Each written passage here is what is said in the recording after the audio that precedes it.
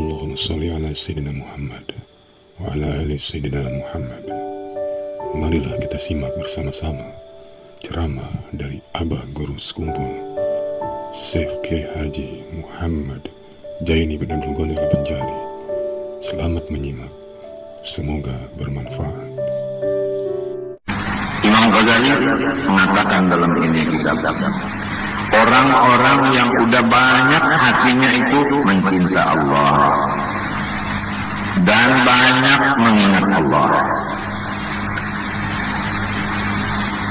maka gerak dan diamnya yang biasa-biasa aja itu sudah menjadi pahala dan ikhlas. Apalagi ibadah, adat-adatnya pun udah jadi ibadah yang ikhlas, apalagi ibadahnya. Ini orang-orang yang udah banyak cinta kepada Allah, zikir kepada Allah banyak. Bukan artinya cintanya itu penuh, zikirnya penuh, enggak. Sebab manusia ini, makhluk itu sifatnya adalah naqais, kekurangan. Jadi pasti ada juga kosong-kosongnya. Nah, cuma banyak isinya, banyak cintanya, banyak ingatnya. Bukan nggak ada lupa sama sekali, bukan. Tapi hitungannya banyak cintanya, banyak zikirnya. Maka orang itu gerak dan diam yang biasa-biasa aja udah menjadi ibadah yang ikhlas. Adapun alladzi yaghlibu ala nafsihi dunya wal uluw riyasatan wa bil jumlah ghairullah faqad iktasabat jami' harakatir sifat pada tasmul ibadat. Adapun orang-orang yang penuh hatinya, maksudnya banyak urusan dunia dan urusan senang jadi pemimpin, baik pemimpin rumah tangga maupun pemimpin keluarga maupun pemimpin ya macam-macam lah. Kalau itu memang hobinya, pertama hobinya dunia, yang kedua hobinya itu ketujuh maaf kasih, yang ketiga hobinya itu pangkat. Ringkasnya yang lain dari Allah lah, gitu kan. Kalau udah hobinya lain dari Allah, maka semua gerak diamnya itu tidak bisa selamat daripada riya. Walaupun min saumin wa salatin wa ghairi dzalik, walaupun salat dan puasa. Jadi keringkasan faidah ilajul ikhlas kasru hububin nafsi wa qat'u qam'i anid dunya wa tajarrudu lil akhirah. Obat supaya mencapai ikhlas, pembicaraannya ini ikhlas itu menyatakan hatinya udah sehat. Adapun ujub, riya, sum'ah, takabur dan lain-lain itu menunjukkan hatinya masih sakit, belum lagi sembuh, belum lagi sehat. Supaya sehat hatinya, sembuh, yaitu melemahkan nafsu daripada menghendaki bahagian-bahagian si nafsu itu. Seperti orang berwudu. Wudu itu ada kalanya wajib, ada kalanya sunnah. Itu. Tapi nafsu itu bisa mencampur. Kalau aku berwudu selain dari wajib atau sunnah, aku segar. Nah, segar ini sesuai dengan nafsu. Nah, jadi itu jangan ada itu. Yang sesuai dengan nafsu itu jangan ada. Kalau udah ingat ini sunat, sudah, jangan lagi disambung dengan supaya segar dan macam-macam.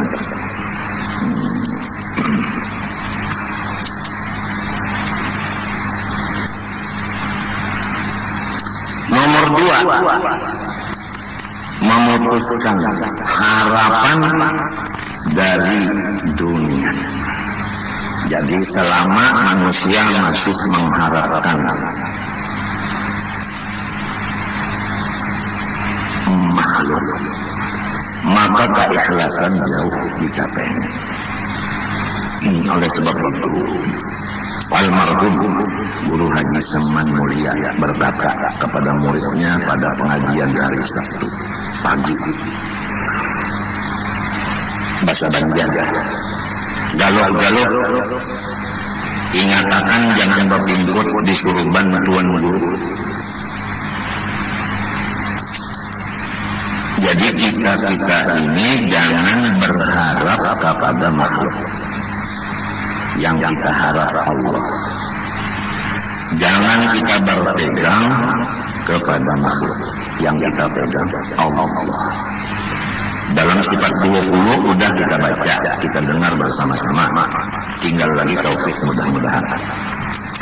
Allah Subhanahu wa taala bersifat qiyamuhu bi nafsihi. Artinya kaya. Dalil innallaha la ghaniyun 'anil 'alamin. Lalu pujiannya bagi mukmin muttaqin bahwa hendaklah ia mengharap akan Allah Subhanahu wa taala di dalam setiap ahwalnya. Jadi jangan mengharap murid, jangan mengharap guru.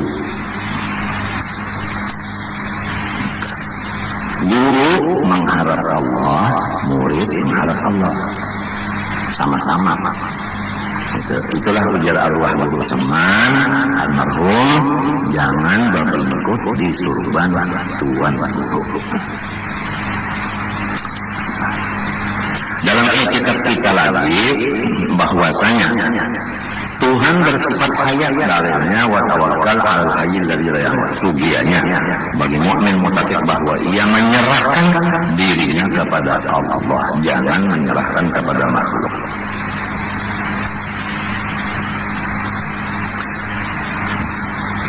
Nomor 3, supaya mendapat keikhlasan wa tajarrudu lil akhirah. Semata-mata mengharapkan akhirat. Mengharap akhirat. Kalau akhirat itu dimiliki oleh Allah jelas. Tapi kalau dunia ini kadang-kadang kita itu merasa bahwa ini milik manusia. Padahal dua-duanya milik Allah. Kalau orang yakin bahwa dunia akhirat milik Allah, dia mengharap Allahnya. Kalau akhirat jelas hampir-hampir semua orang udah itu meyakini bahwa akhirat milik Allah. Jadi dia mengharap akhirat kepada Allah. Tapi kalau dunia diantaranya ada kira-kira ya, ada yang memandang dunia ini milik si A si B. Lalu yang diharapnya A dan B itu. Tapi kalau dia udah yakin bahwa dunia akhirat milik Allah, dia mengharap Allahnya. Nah itulah maksud Guru Seman, jangan berpegang kepada surban tuan guru.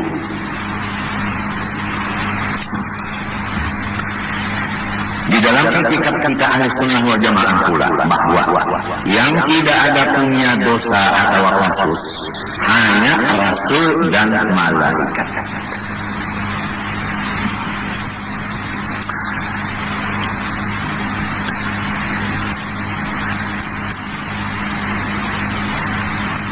Maksud daripada semata-mata akhirat bihaitu yang ribu dari keadaan qalbi. Sekira-kira lebih banyak akhirat itu di hatinya dari dunia ini. Kan kalau pahala itu di akhirat. Nah, seperti udu tadi itu pahala di akhirat. Tapi kalau sejarah itu di dunia dapatnya. Jadi apabila orang diberi Allah Ta'ala langsung atau dia meminta lalu diberi, lebih akhirat di hati dari dunia. Kalau akhirat semata-mata dunia tidak ada masuk di hati kita, kita bukan malaikat. Kita bukan malaikat. Cuma kata-katanya yang lebih banyak akhiratnya dari dunianya. Kalau hati begitu, yatayassarul ikhlas. Seakan-akan ikhlas itu sangat mudah bagi orang yang begitu hatinya. Wa kam min a'malin yad'abul insan fiha wa yadhunnu annaha khalisatun liwajhillah wa yakunu fiha maghruran li'annahu la yara wajhal akhir fiha. Berapa banyak amal-amal ibadah yang capek manusia mengerjanya, dan dia menganggap bahwa itu semata-mata karena Allah, padahal dia tertipu. Karena apa? Karena dia belum melihat penyakit amal ibadahnya itu. Kama hukiya an ba'dihim annahu qala qawaitu salatan talatina sanatan sallaituha fil masjid as-saffil awal. Aku telah mengqadha salatku yang wajib 30 tahun. Kalau kita hitung sehari kan semalam 5 kali, setahun 360 kali 5 dikali 30, dikodok sholatnya 30 tahun itu. Yang aku sholatnya itu tidak pernah di lain dari masjid dan tidak pernah di shaf kedua. Semuanya 30 tahun di shaf pertama. Perkiraan aku ikhlas dengan bukti 30 tahun istiqomah. Tetapi li'anni ta'akhartu yawman li'udrin fasallaitu fi as-saffi tsani faqtaratni khajalatun minan nas haitsu ra'awni fi as-saffi tsani. Pada satu ketika aku karena ada odor sembahyang di masjid itu, kebetulan sosok pertama udah penuh, jadi aku di sosok yang kedua. Manakala terjadi itu, aku merasa malu karena ketahuan manusia bahwa aku obah dari yang dahulu. Malunya aku kepada manusia karena aku merasa obah menunjukkan bahwa gawianku yang dulu, kerja yang dulu 30 tahun itu adalah karena minta puji dengan manusia. Buktinya sesudah dirubah ke shaf kedua, malu dengan manusia. Di sini terbongkarnya. Oleh sebab itu yang 30 tahun itu kepada aku wajib mengqadha. Tapi kalau kita kada wajib mengqadha, ini lain orangnya, ini lain derajatnya. Fa'aradtu anna nadharan nas ilayya bis-saffil awwal karena masarrati wa sabul istirahi qalbi min haitsu la yash'ur. Maka aku sudah yakin bahwa pandangan manusia kepada aku di shaf pertama 30 tahun itu menjadikan kesenangan hatiku, dan aku tidak sadar bahwa itu adalah karena manusia. Wa hadha daqiqun ghamid qallama taslamul a'mal min amthali wa qallaman yatanabbahu lahu. Bermula masalah seperti ini sangat halus dan sangat dalam. Jarang-jarang selamat ibadah-ibadah dari seumpama. Dan sedikit orang-orang yang sadar atas yang demikian.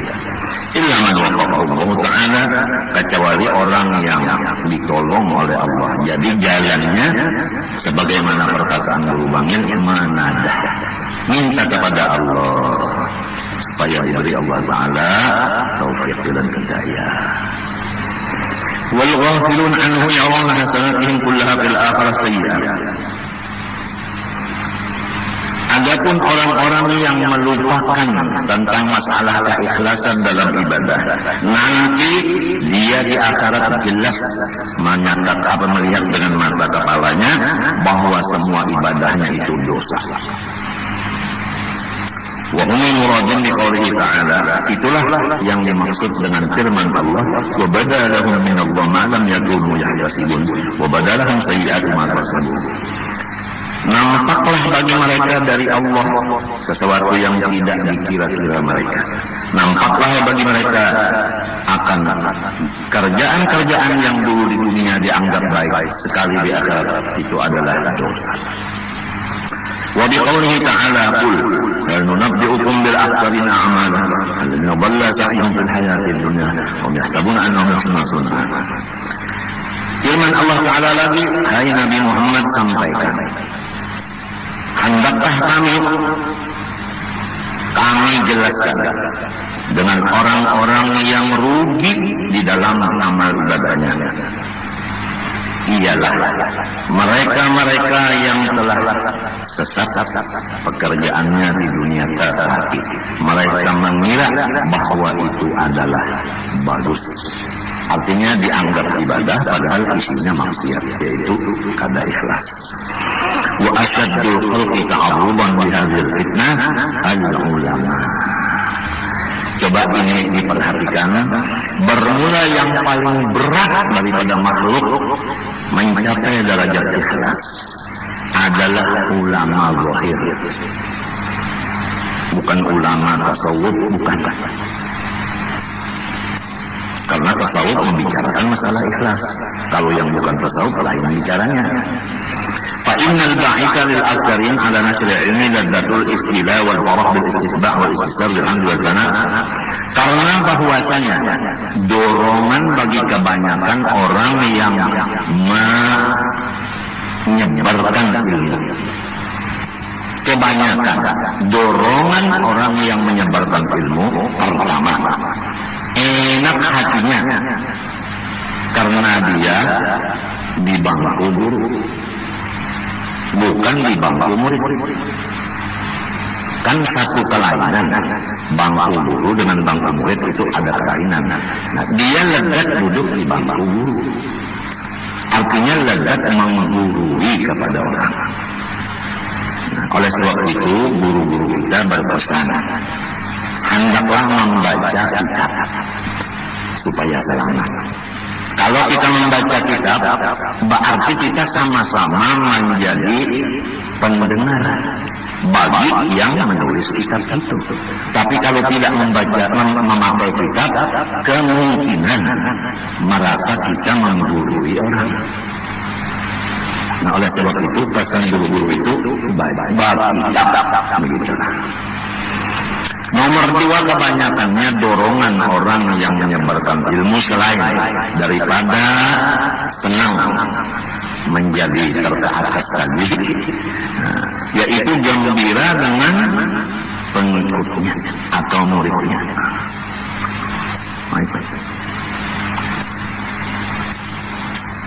Yang ketiga, merasa terbuka lebar dadanya karena mendengar di mana-mana julukan-julukan orang, pujian-pujian orang. Itu ada tiga dorongan-dorongan orang mewancarkan ilmu-ilmu zahir. Wasyaitanu yulabbisu alaihim dzalik. Syaitan mendorong dan mendukung akan hati-hati orang itu atas pekerjaan yang tiga tadi. Pertama ladzat istilah, dua farah bil istitba', tiga istibsyar bil hamdi wal thana. Wa yaqulu, syaitan lagi bisa membisiki di pikiran, gharadukum nasru dinillah wa nabudu an syar'il ladzi syara'ahu Rasulullah sallallahu alaihi wasallam. Ujarnya setan di pikiran kita, lalu berpikir, aku mewancarkan agama Allah, padahal perasaan itu dari suara setan.